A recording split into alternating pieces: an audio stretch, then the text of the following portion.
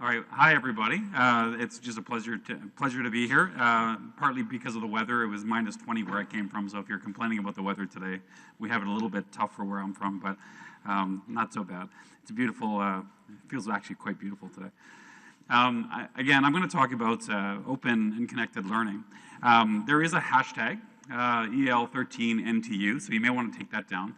Now, I've already started getting people from the outside, people beyond this room, to start participating in that hashtag. And I think that's one of the great things about open and connected learning is you don't necessarily limit your learning to the people in a particular room. And so I hope that you actually take out your phones, so you can have them on.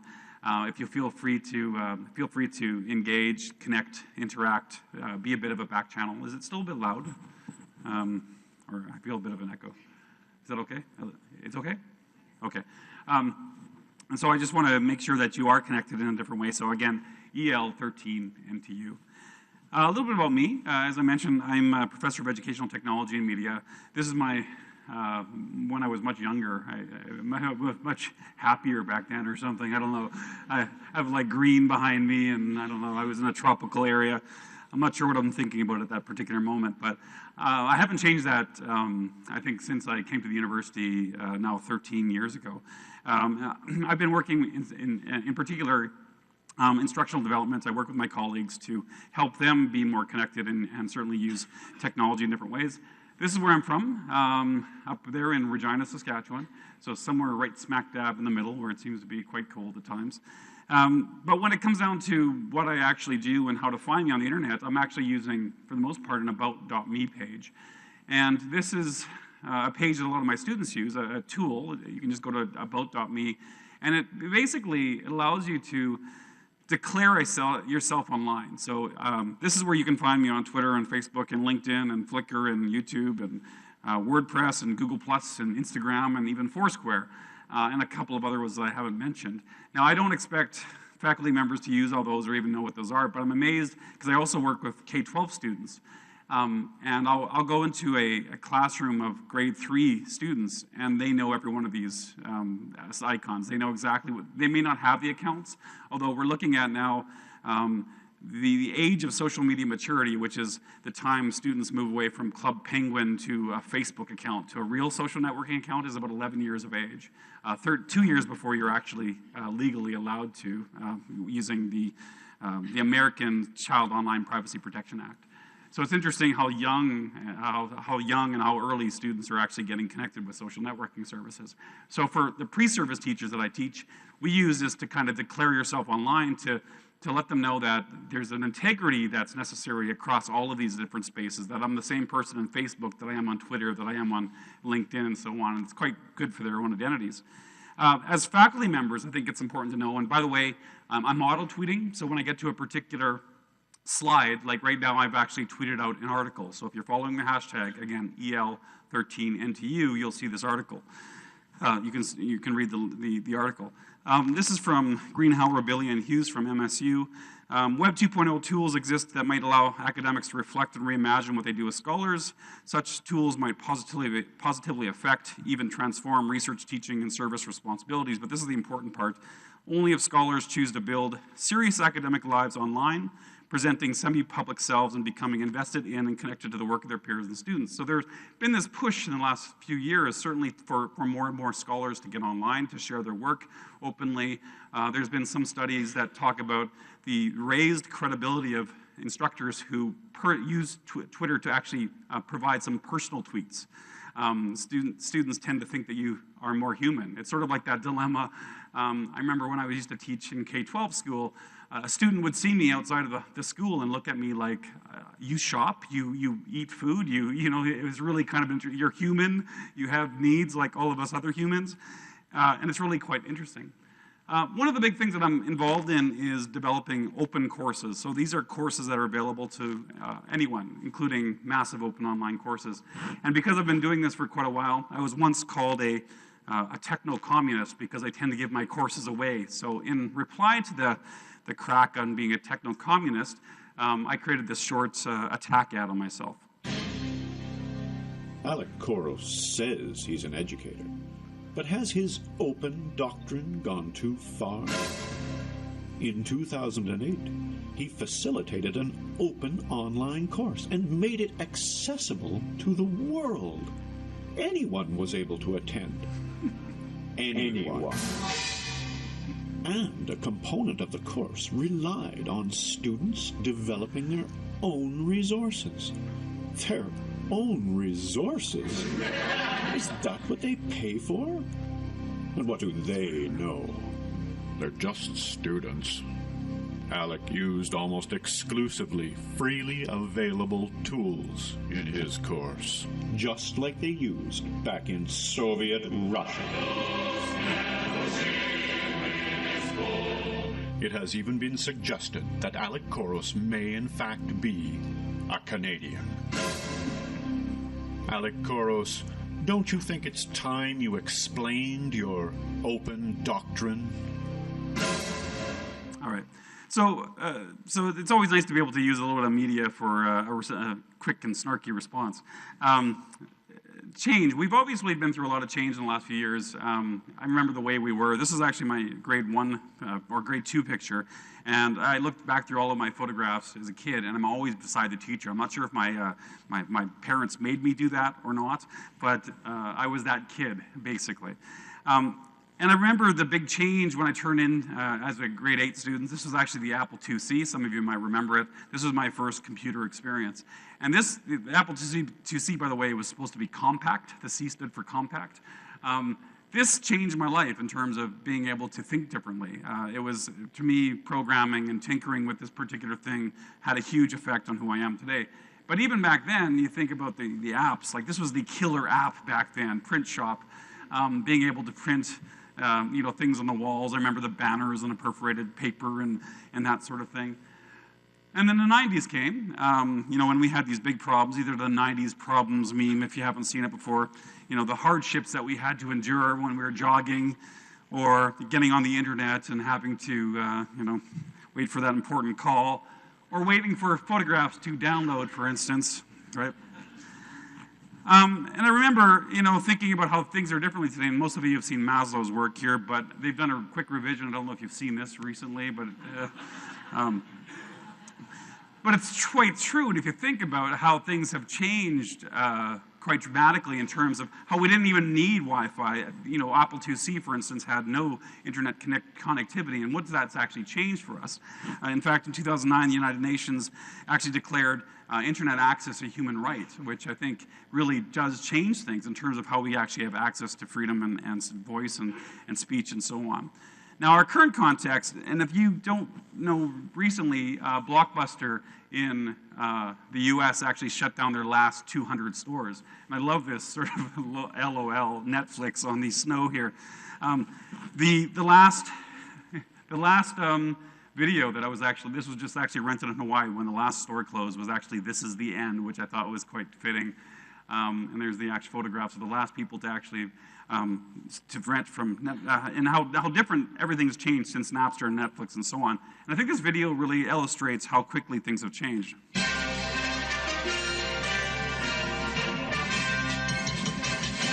A new tourist destination in Auburn Hills, Michigan is showing visitors the difficulties life held for Americans in the past. Blockbuster Video aims to transport visitors to a time before the internet. It's an historically authentic recreation of a video store, a specialty shop where customers exchanged money for the short-term use of videos in an archaic system called renting. The tour is amazing. It's like stepping into a time machine. It's hard to believe that people live this way. A historical research team spent 3 years making sure every last detail was accurate, from the signs used to promote the store's merchandise to the costumes worn by the store's employees, historical performers who make history come alive for tour groups twice an hour. My character is based on an actual Blockbuster employee named Jerome, who worked there from May of 1999 to June 2000. My main responsibilities are to man the cash register and to put the movies from the return slot back onto the shelves. I am a Blockbuster customer named Kathy. 2 times a week, I travel 6 miles to rent and return videos. Oh, look, we're in the comedy section. What's so poignant about this time is the uncertainty. When you get to the Blockbuster, are they going to have your video? Did someone else rent it? Is there going to be a line? Are the alarms going to sound when you walk out the front door? It was very difficult for the people that lived during this era. Actors say their job is to create a historically authentic experience. Yes, we have it, but our only copy is currently checked out. After the organized tour, visitors are allowed to move around the store, exploring the so-called living museum. It's really amazing that people had to go through so much just to get a movie. Blockbuster joins a growing number of historical tourism sites, including Buffalo, New York's recreation of Virgin Records Music Store and Iowa City's Borders Bookstore Museum. Right. So in terms of media and how quickly things have changed, I think that a lot of this is illustrated. This idea of moving atoms versus bits, trucks of boxes with CDs versus moving information over wires or glass. Scarcity to abundance. This idea that there was only so many of these boxes, and if that particular piece was gone, then it's gone. From consuming to creating, the rise of YouTube, this idea that you are now television has really changed things as well. Individuals to networks, even the idea of BitTorrent, for instance, is dependent on networks. That if everyone shares just a little piece of that movie, that everyone can have that piece of the movie. And of course, that same work with peer-to-peer networks using things like Napster. And I think the biggest thing, the standardization to personalization, it's interesting because I'm not sure how many people use Netflix. How many people would normally?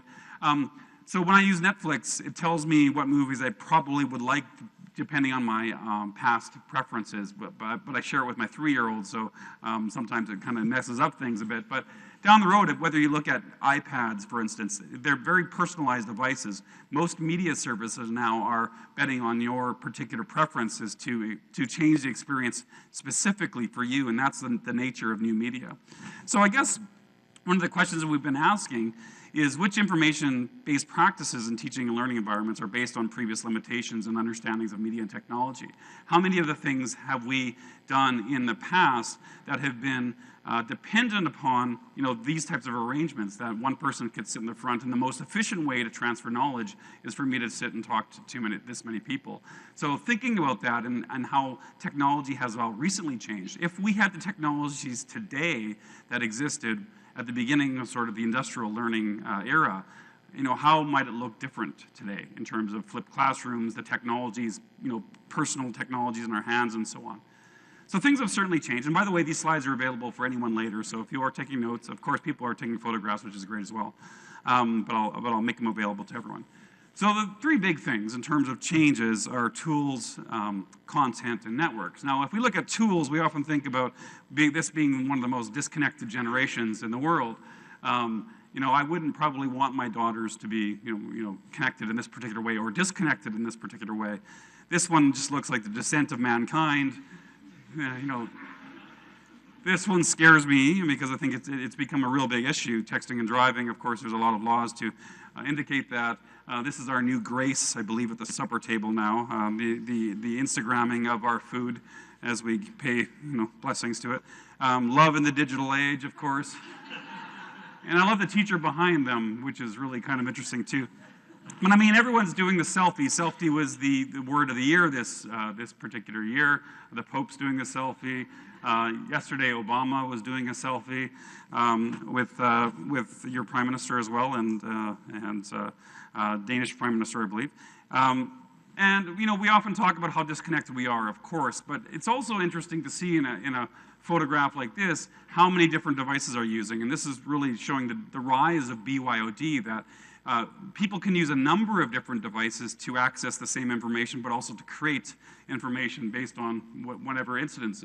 And often when we see, that we're so disconnected and we're so antisocial, I like looking at photographs like this and thinking that this is not something that just happened yesterday. There is something to this that we've been, reading under a tree is inherently an antisocial sort of activity, depending on whether or not you consider, connecting with someone else's literature to be social. I mean, there's something to be said about connecting to great authors.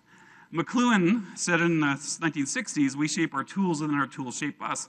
And this is something that we really have to pay attention to, this idea that media shapes us, shapes who we are, shapes our social interactions in a big way.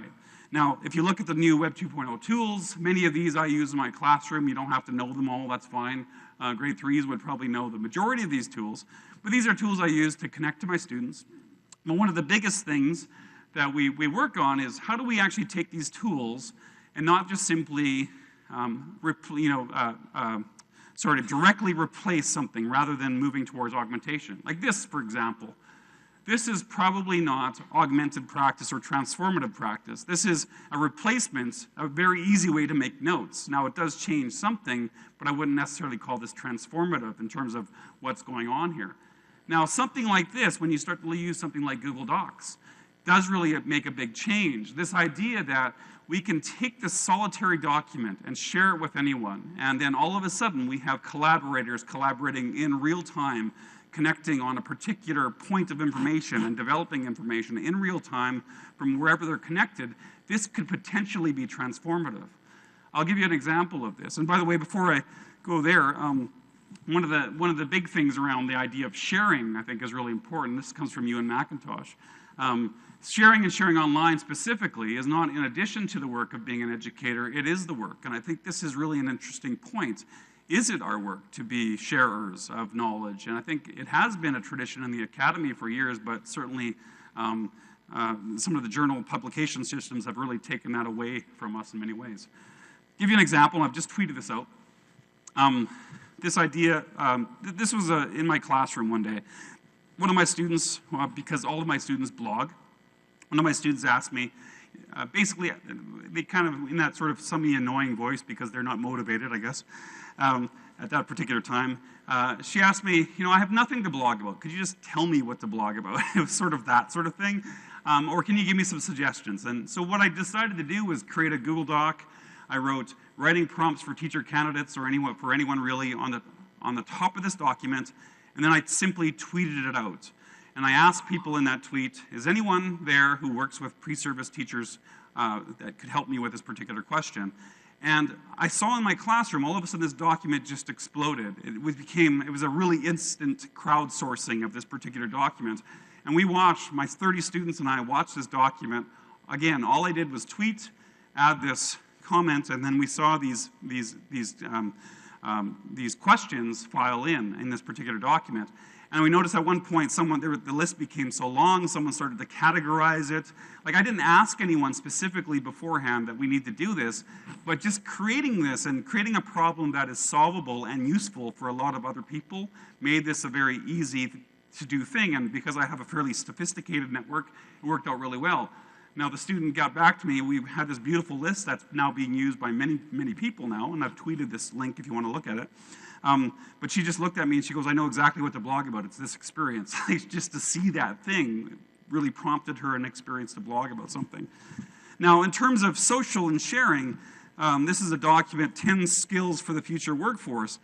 And I wonder, and this is something that we have to think about, is how well are we doing things like social intelligence, things like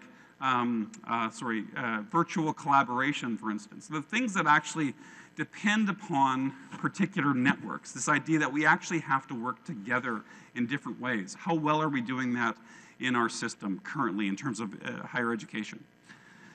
Now, in terms of content, we've seen a lot of changes recently as well.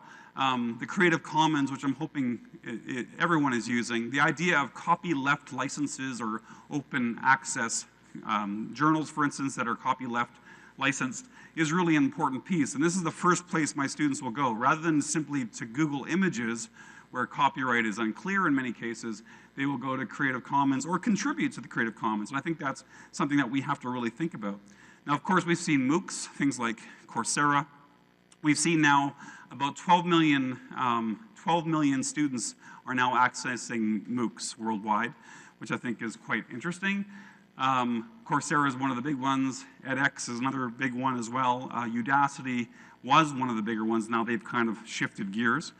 But even beyond the formal things like YouTube, to me, YouTube is one of the greatest educational sites out there, bar none.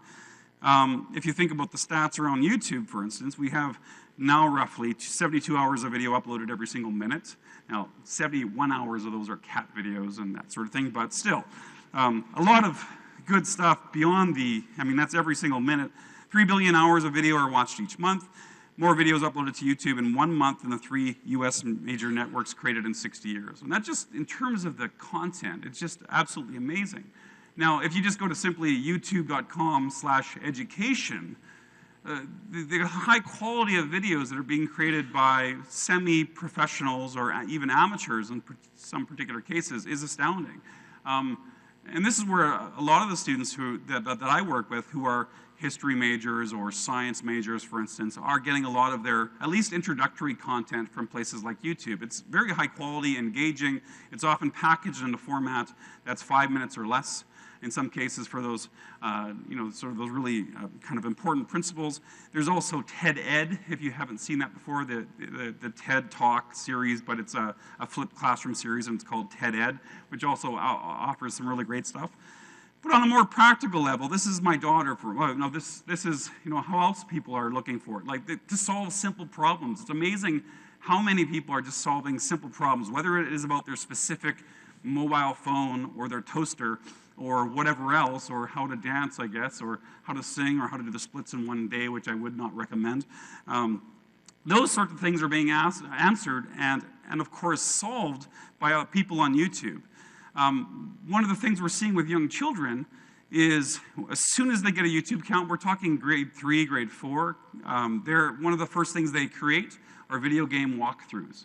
They will create screencasts that basically show others how to win a game. And this is really kind of an interesting thing to focus on. Like, students are already solving problems for others and demonstrating, mastery of particular games, and are able to basically teach other people to do that at a very young age in many cases. Tony Wagner says, today knowledge is free. It's like air, it's like water. There's no competitive advantage in knowing more than the person next to you.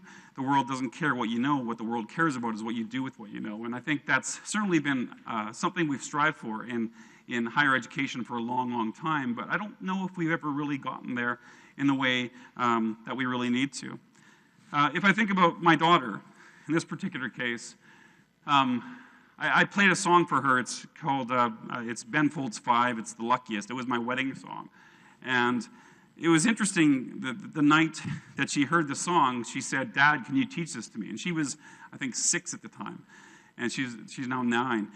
She said, can you teach this to me? And I said, well, I'll do it tomorrow. I just don't have time to do it tonight, but after I'm done my project to do it, we'll do it tomorrow. And she didn't wait for me. She just went to her iPad. She just went to YouTube, how to Ben Folds, and it just, of course, showed up. There I caught her in her room while she was teaching herself, or someone was teaching her that song, not a virtual, a live conference, but someone who had taught the song on YouTube, and stopping for every phrase and note and showing exactly how to do that. And it's amazing how much she's gone beyond that. So students are practicing, they are playing, from YouTube, they're learning different things, and of course, they're performing online as well. Sometimes they perform in concert halls, but now you're seeing more and more kids are performing live by themselves. Now, informal learning, this is from George Siemens' theory on connectivism. Informal learning is a significant aspect of our learning experience. Formal education no longer comprises the majority of our learning, and I think that's really a big shift as well. Now, some people may say this has always been the case, but I think we're certainly seeing it in new forms than ever before. Now, the third big change, I think, is this idea of participatory culture, or really, this is how networks are starting to form. Now, if there's a really great document to give you a primer on this, it's a white paper from Henry Jenkins from MIT, and it's called Confronting the Challenges of Participatory Culture. That's been tweeted for you. But to give you a nutshell and to explain this through a meme, here's a real good example. Unlike the one-way entertainment of the 20th century, this community participation is how we become a part of the phenomenon, either by spreading it or doing something new with it. This is Nyan Cat.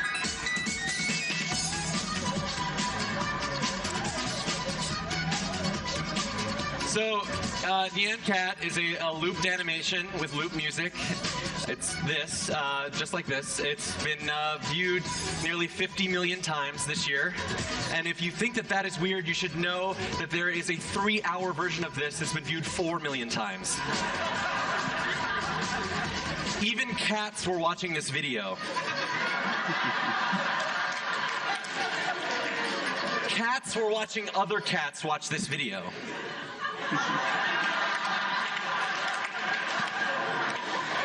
All right, but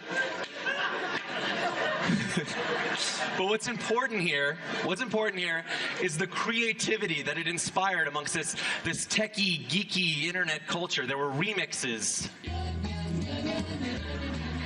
Someone made an old-timey version. And then it went international.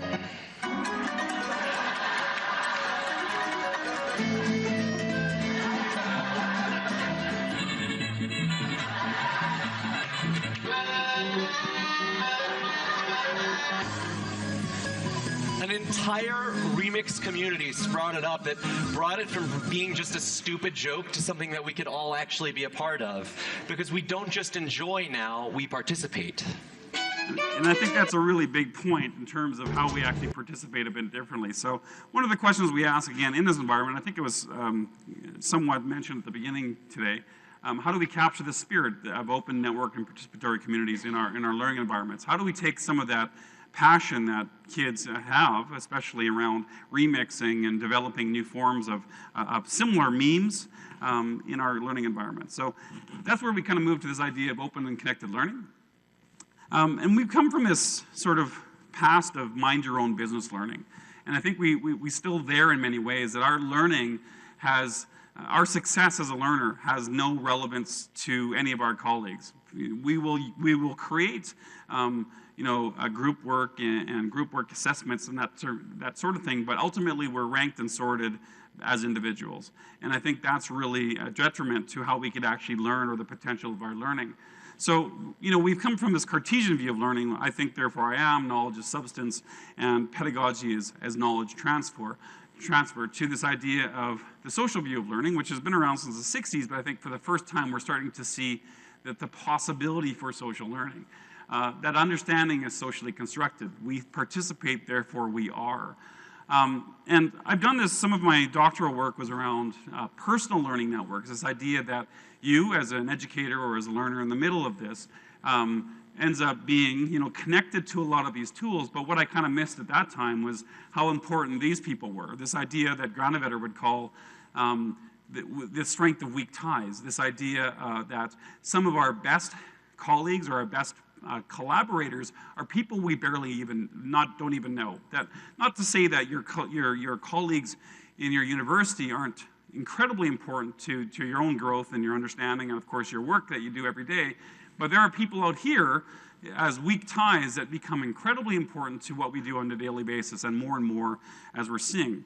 In this book, The New Culture of Learning by Brown and Douglas, they say the new culture of learning actually comprises two elements. The first is a massive information network that provides almost unlimited resources to learn about everything. That would be the internet in many ways. The second is a bounded and structured environment that allows unlimited agency to build and experiment with things that within those boundaries. And so one of the things that we do as educators is to take these vast resources of information and knowledge and somehow bound this and provide some structure around that. Now, the thing is, the boundaries have really changed. We used to use the LMS as the boundary. We would package things for students. But how are those boundaries changed, and how can we use the internet a bit different? So the question I ask you is, what are the ideal structures and boundaries for today's modern learning environments? And of course, that's going to really vary. That's going to depend on your students, the content area that you're studying. There's a lot of different things. There's no one solution for your learning environment, but we have to vary these things for our students. Some courses could be much more structured and closed, where others may, in the same program, be much more open and open to other learners as well. So I'll give you an example of a couple of connected and open learners.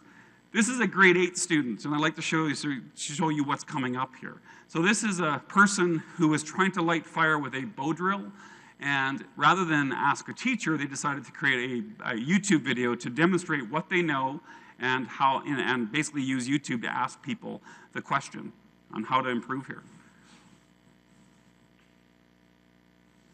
Hello, I'm trying my hardest here to make a bow drill set. See this is my spindle, and this is my block that you put on the top. So when you're spinning it around like that, so it won't melt into your hand. And then this is the bow that I use, and I just use some paracord, nylon paracord. And then this is the hearth that's made out of yellow cedar. The hole is right there, and I tried another hole, but that was too deep, so it didn't really work. And then this is the tinder, it's just normal dry lint. And I'm going to show you how I do it. And I'm doing it wrong. I know I am. And please comment down below so you can teach me how to do it. Okay? So this is a kid outside of school. So they're doing their homework with YouTube, basically, which I think is really neat. And for this kid to get 15,000 plus hits, that's actually really hard to get. It's hard to get that many hits unless you've done something really stupid or really, really good on YouTube for the most part. And he tags it appropriately. He uses tags because hashtags, although we don't think it as a literacy, it's important not only to find information, but to have our information found. To get this particular video to the people that he wanted to see it, which is really quite important. So he gets really good comments. Like the first one is, I'm sitting here with my 4 friends and we all bow drill. Like I don't know one person in the entire world that bow drills. This kid was able to find 4 in a YouTube comment. And the comments were quite creative and practical, and they directed, rather than some of the horrible things we see on YouTube, they helped him solve this problem, which I think is really important. And so that's really important to get a sense of how, and this kid is not showing his identity. So, I mean, for his age, that's appropriate, I think. But he's able to show, in a perfect learning moment, this is what I know about a problem, and I'm asking you to help me. And rather than asking a teacher, you're asking many people. Now, had you put this question in a learning management system with a captive audience of 30 or 150 university students, there may not be one person that knows the answer to that question. Extend it to YouTube, and all of a sudden you have a lot more people that are able and willing to answer that question. And I think that's a really big difference. Now, this is another kid. He's a college-age student. He wanted to learn how to dance. And this is actually something he did over an 18-month period. My life be like. So this is him. And I'll see if I can scroll through a little bit. My life be like. And so at the beginning of these videos, a series of videos, he doesn't dance very well. And I'm not a dancer, so I don't know if this is, but I can tell that's not very good. But if I scroll through it, you can actually see he goes from not knowing at all, and then practicing at home. And I think one of the things mentioned, this idea of YouTube for things like feedback or e-learning as a way of giving feedback and assessment. This is something that by posting these videos online, he was able to get feedback and assessment from an authentic dance community that are helping him teach this. And so he went from a novice to, he can't spell very well yet at that point, but he can dance a lot better. So from this time, he went from a novice to the point where he was actually teaching and learning with others and performing in public. And I think that was really neat. Now, I actually messaged this guy, and his name was like the Russian Tiger on YouTube, so it was a bit awkward, but so, dear the Russian Tiger, I'm a professor from, anyway. And he called YouTube his main teacher, and that should scare all of you because we don't want to be replaced by YouTube in that sense, but we're not going to be. I think what's interesting about this is he says, to answer your question, I did use YouTube to learn how to dance. I consider it my main teacher. 10 years ago, street dance was very exclusive, especially rare dances like popping, the one I teach and do. You either had to learn it from a friend or knew it or get VHS tapes, which were hard to get. Now with YouTube, anyone, anywhere in the world can learn previously exclusive dance styles.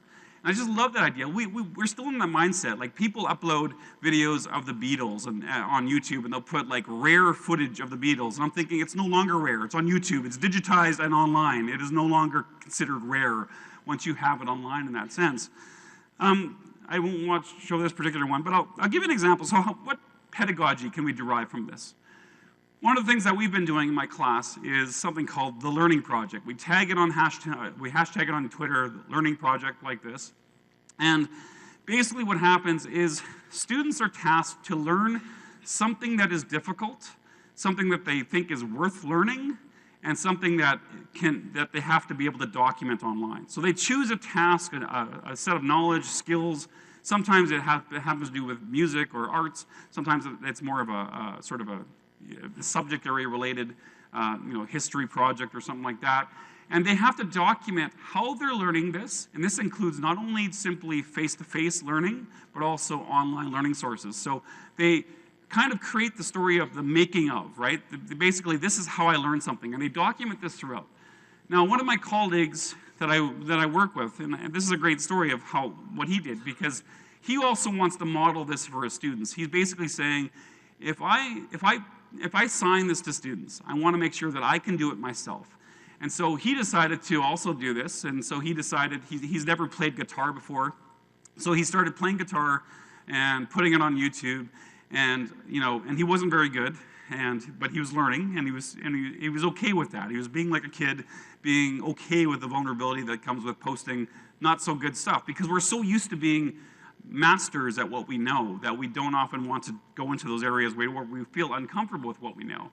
And what was really cool about it, once he started posting videos, so he's in Moose Jaw, Saskatchewan. Yes, there's actually a place called Moose Jaw, Saskatchewan. And he connected with just by tweeting his YouTube videos, he connected with a teacher who was a K-12 teacher and he was a music teacher in Connecticut. And so he says, tomorrow my theory students will give Dean Sharesky a guitar lesson. And so this high school teacher took his 9 students that he's working with, and they created videos for Dean based on Dean's videos. So they'd watch his videos. So Austin, for instance, would look at Dean's video and notice that Dean can't keep a beat.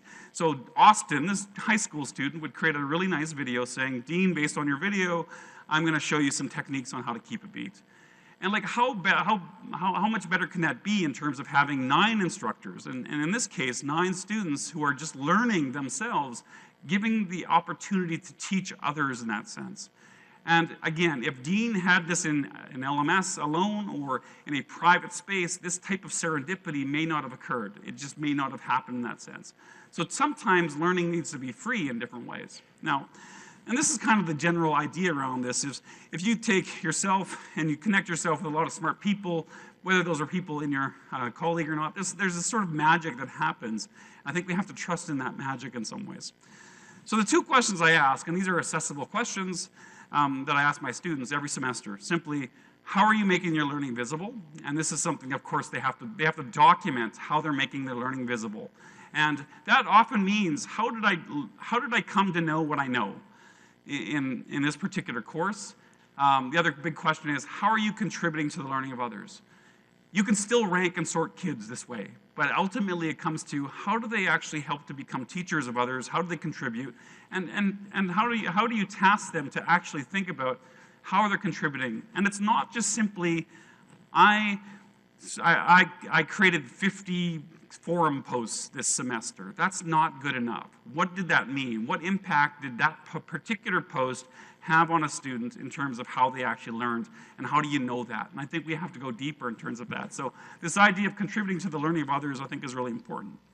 Now, going back to, when we use an LMS and when we don't, of course, we can do that in a number of different ways. But I think ultimately in our in our higher ed and K-12 systems, we have to think about that sometimes we need that private and closed spaces. But sometimes, and increasingly now, we're seeing that the ability to be public and open is actually probably a good thing in many ways.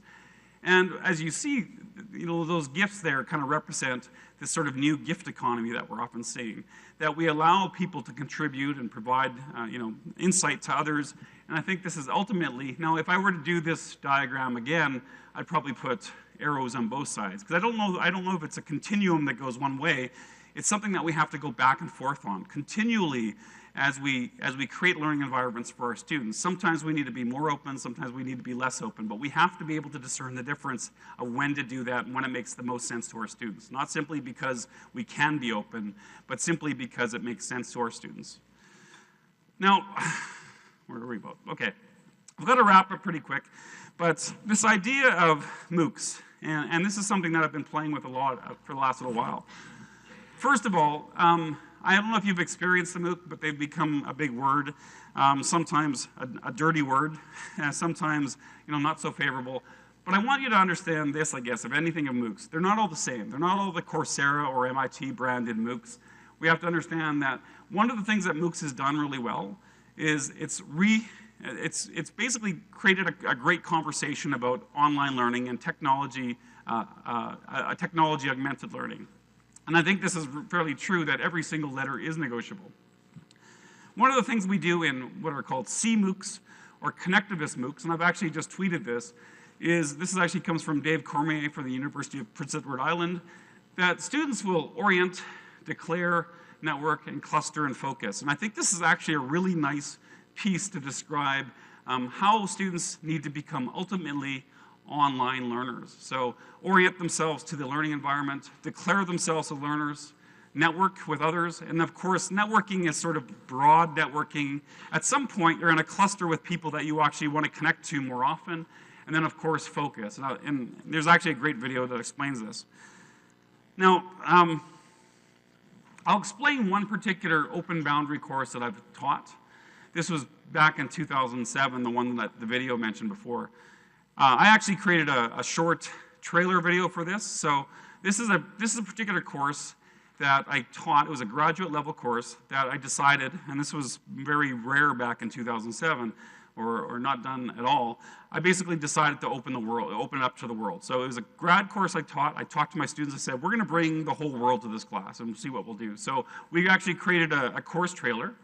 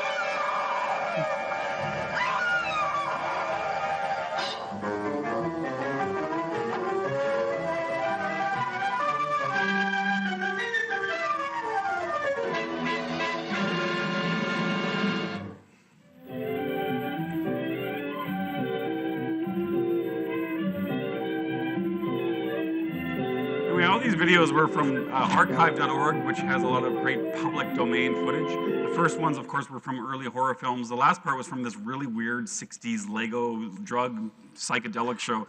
Anyway, but it fit for this particular one. Now, in this particular course, what I did was, on my blog, I created a call for mentors. I had 20 grad students. I ended up with 200 mentors. So that's a pretty good ratio. Now, this is not massive open online courses, although some people would say anything over 150, which is Dunbar's number, is massive. But this was, again, 2007, just testing the boundaries. And we ended up with 10 mentors for every student, which I think is more than we can provide usually at the university. I thought it worked really well. And this is where we found a representation of people. One of the things I think around this is this idea of, in this particular course, now if you look at learning management systems, typically, you try your best to create a community in them. And sometimes you do that very well, but we also added a layer of the personal learning network, and I think that's really important too, that these communities that we actually create extend well beyond a course, rather than killing the communities every single semester. Now, some of the things that we did, that we learned from it, is how important the hashtag was. We have a hashtag for our class. And then overall, I'm not going to get into all of this, but some of the things that we learned, that open teaching in this particular case can be low cost, high impact. Courses were these shared global learning events rather than simply a localized course. We saw openness as a way of connecting students to a greater authentic learning community. So the people that ended up being mentors were often masters of the content area in many ways. They got many teachers. There was a pedagogical serendipity in open spaces versus walled gardens.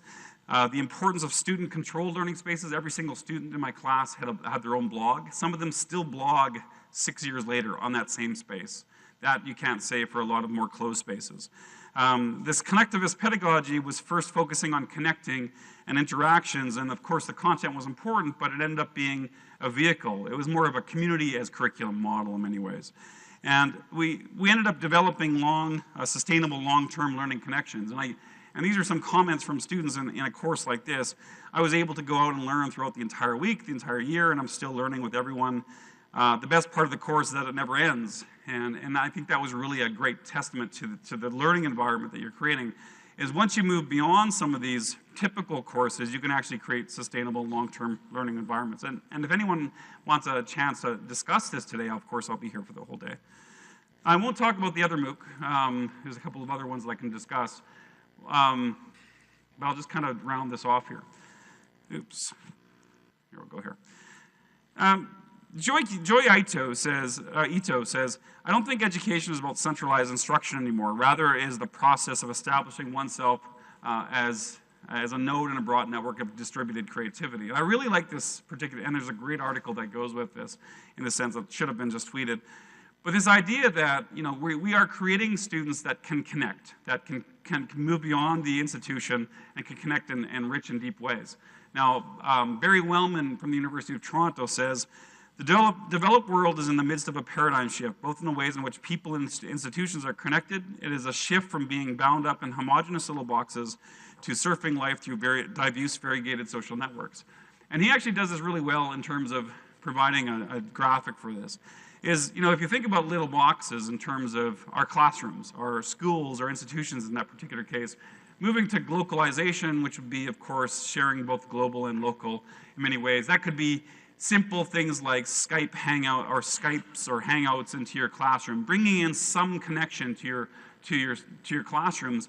But this idea of network individualism is moving beyond all of this and ensuring that we as educators and, of course, our students have a capacity that institutions like this, or a MOOC that they may experience, or something that they're doing in their personal life, these are all nodes in a larger network of them. Like, we are just one of the nodes in their learning system. Now, one of the last things, Stephen Downes, I thought, said something, another Canadian. He says, your student's next learning management system won't be a learning management system, and it will belong to a student, not you. And I think this is ultimately already happening in many ways. Now, the last thing I'll share is another quote with Dean Shresky, which I don't have here. But he basically said something like, if you're still seeing the internet as a way to consume knowledge or look things up, you're kind of missing the best part. I think that's really kind of a huge difference. And I'm challenging you, hopefully, if you don't have a Twitter account, for instance, see if you can connect with a hashtag today. Or if you haven't tried some of the new tools that I've mentioned, take a look at some of them. I think there will be a lot of practical and online experiences. If you need to connect with me in any way, I'm couros.ca, I'm at couros@gmail.com, and I'm at Couros on Twitter. And of course, if you have messages or emails or questions or anything, I'm here for the day, but of course, beyond that, I'd love to be able to carry on the conversation further. I didn't have enough time, so thanks very much. Take care.